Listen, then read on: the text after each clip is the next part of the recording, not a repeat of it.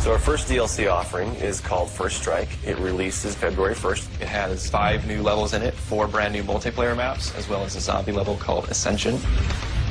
Kowloon is inspired by the single-player campaign level that was also set in Kowloon City, China, but the actual design and the layout and the geometry in the map is built from the ground up for MP. Kowloon is the only map that has zip lines, which will allow players to quickly get from point A to point B. The trade-off to that is that you're completely exposed while you're on the zip line. You can't use your weapon. It's going to get you to your location much faster, but there's also the risk that you're going to get shot.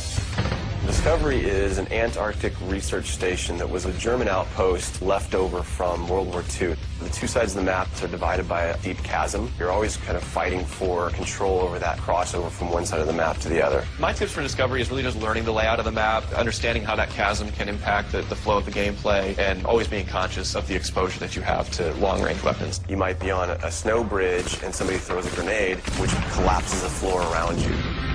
Our large map is Berlin Wall. This focuses on the checkpoint Charlie area of Berlin. It puts you fighting on the two different sides of the wall. So you've got East Berlin versus West Berlin kind of thing going. Berlin Wall has certain attributes about it that if you use it right, you're going to have the competitive edge over your opponents. It has a lot of very long view distances. It's a really great map for snipers. There's some good high points, some good elevation there. And one of the unique aspects about Berlin Wall is that there's a no man's land in the middle. You can take the risk of going through no man's land to get a faster route, but there's a good chance you're going to get mowed down by the auto turrets.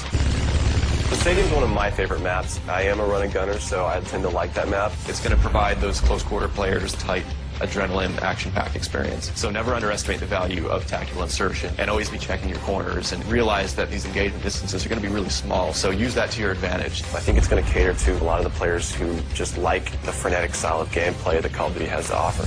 One of the big agendas with this map pack is we wanted to listen to the feedback that people have been giving about all the maps they've been playing with the release of the game. They want more verticality, more sniper opportunities. They really love the interactivity that we did. These are components that we wanted to bring back in a pretty big way in the first DLC offering. First Strike is going to be available February 1st for 1,200 Microsoft points, and it'll be available on Xbox 360 first.